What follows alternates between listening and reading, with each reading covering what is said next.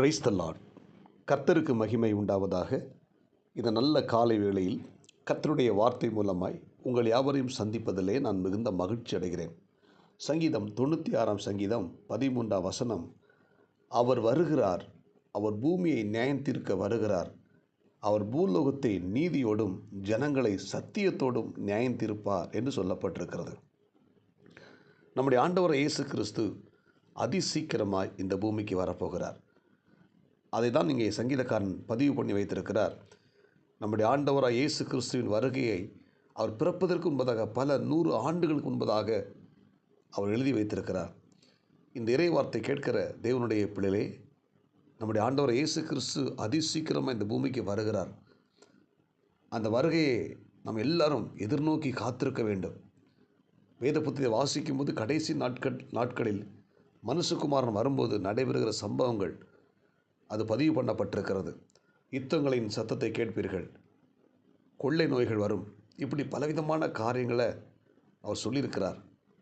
அதெல்லாம் இன்றைக்கு நடந்து கொண்டிருக்கிறது. எனவே முழு உலகமும் நம்முடைய ஆண்டவராக இயேசு கிறிஸ்து வரவேற்பதற்கு ஆயத்தமாக இருக்கிறது. இந்த இறைவார்த்தை கேட்கிற தேவனுடைய பிள்ளைகளே, நாமும் நம்முடைய ஆண்டவராக இயேசு கிறிஸ்து அதிசீக்கிரம் வரப்போகிறார், அவரை வரவேற்பதற்கு நாமும் ஆயத்தமாக இருப்போம். இந்த குறிப்பிட்ட சங்கீதத்தில் நம்முடைய ஆண்டவர் இயேசு கிறிஸ்து அவர் வருகை குறித்து எழுதப்பட்டிருக்கிறது. அவர் பூமியை நியாயந்தீர்க்க வருவார் என்று சொல்லப்பட்டிருக்கிறது. எப்படி நியாயந்தீர்ப்பார்? நீதியோடும் ஜனங்களை சத்தியத்தோடும் நியாயந்தீர்ப்பார் என்று சொல்லப்பட்டிருக்கிறது. அல்லேலூயா.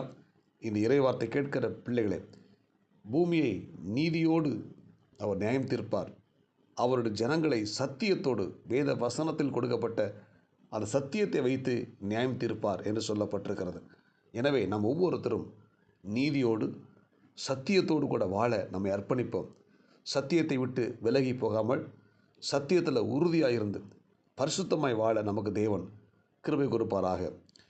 நம்முடைய ஆண்டவர் இயேசு கிறிஸ்து வரும்போது அந்த வருகையில் நம்ம என்ன செய்யணும், நம்ம எப்படிப்பட்ட மக்களாக இருக்கணும் அப்படின்னு சொல்லி சங்கீதம் 96 பதிவு பண்ணப்பட்டிருக்கிறது. அது 2ஆம் வசனம், கர்த்தரை பாடி அவருடைய நாமத்தை ஸ்தோத்தரித்து நாளுக்கு நாள் அவருடைய ரட்சிப்பை சுவிசேஷமாய் அறிவிங்கள். ஆமென். முதலாவது பார்த்திங்கன்னா, அவர் நம்மை ரட்சித்திருக்கிறார். அந்த ரட்சிப்பை ஜனங்கள் அறிந்து கொள்ள வேண்டும். அவர்களுக்கு சுவிசேஷம் அறிவிக்க வேண்டும். நம்ம ஒவ்வொரு தேவனுடைய பிள்ளைகளும் இயேசு அறியாத ஜனங்களுக்கு சுவிசேஷத்தை அறிவிக்க வேண்டும். நம்மை எப்படி ஆண்டவர் ரட்சித்தார், எந்த வழியில் அவர் ரட்சித்தார், எப்படிப்பட்ட சூழ்நிலையில் அவர் ரட்சித்தார், இதை நம்ம என்ன செய்யணும், மற்றவர்களுக்கு சுவிசேஷமாக அறிவிக்க வேண்டும். அந்த சுவிசேஷமாக அறிவிக்கும் போது அந்த ஜனங்கள் இயேசுவை ஏற்றுக்கொள்வார்கள்.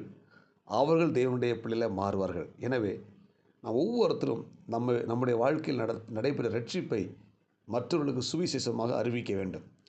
ரெண்டாவது பார்த்திங்கன்னா, சங்கீதம் 96:3 சொல்லப்பட்டிருக்கிறது, அவர் செய்த அதிசயங்களை மற்றவர்களுக்கு விவரித்து சொல்ல வேண்டும். நம்முடைய வாழ்க்கையில் எத்தனையோ நன்மைகளை பெற்றிருக்கிறோம், அதிசயங்களை பெற்றிருக்கிறோம், அற்புதமான காரியங்களை நம்முடைய வாழ்க்கையில் பெற்றிருக்கிறோம். அதை நம்ம என்ன செய்யணும், சுவிசேஷமாக அறிவித்தது மட்டும் போதாது, அந்த அற்புதங்களை விவரித்து ஜனங்களுக்கு சொல்லணும். அல்லேலூயா. சுவிசேஷம் சொல்லணும். ரெண்டாவது, நம்முடைய வாழ்க்கையில் நடைபெற்ற அற்புதங்களை சாட்சியாக ஜனங்களுக்கு அறிவிக்க வேண்டும். மூணாவது பார்த்திங்கன்னா, வசனம் 7 சொல்லப்பட்டிருக்கிறது, அவருக்கு செலுத்த வேண்டிய மகிமையும் வல்லமையும் அவருக்கே செலுத்த வேண்டும். அதை ஒருபோதும் நமக்கு எடுத்துடக்கூடாது. ஆமென்.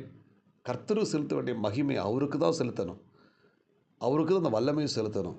அதில் நம்ம கவனமாக இருக்கணும்.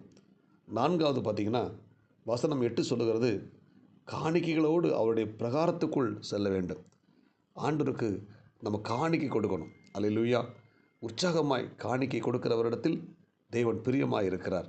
நம்ம என்ன செய்யணும், ஆண்டவருடைய ஊழியங்களுக்கு, சபைகளுக்கு நம்ம என்ன செய்யணும், காணிக்கைகளை கொடுத்து தேவ ராஜ்யத்தின் கட்டுமான பணிக்கு நம்ம என்ன செய்யணும், உதவிகரமாக இருக்கணும். ஆமென்.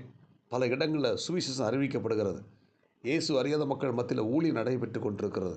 அப்போ நம்ம என்ன செய்யணும், அவருடைய பிரகாரங்களுக்கு செல்லும்போது நம்முடைய காணிக்கைகள் மூலமாக ஊழியங்களை தாங்கணும். அதன் மூலமாக தேவனுடைய ராஜ்யம் அறிவிக்கப்படுகிறது. கடைசியில் பார்த்திங்கன்னா, வசனம் 9, பரிசுத்த அலங்காரத்துடனே கர்த்தரை தொழுது கொள்ளுங்கள். ஒரு பரிசுத்தம் நமக்குள்ளே இருக்கணும்.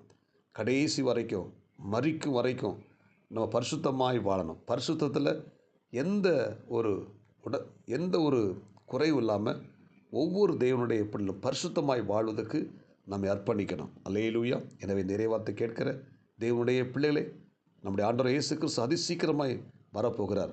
வரும்போது அவர் பூமியை நீதியோடும் ஜனங்களை சத்தியத்தோடும் கூட நியாயம் தீர்ப்பார். ஆமென்.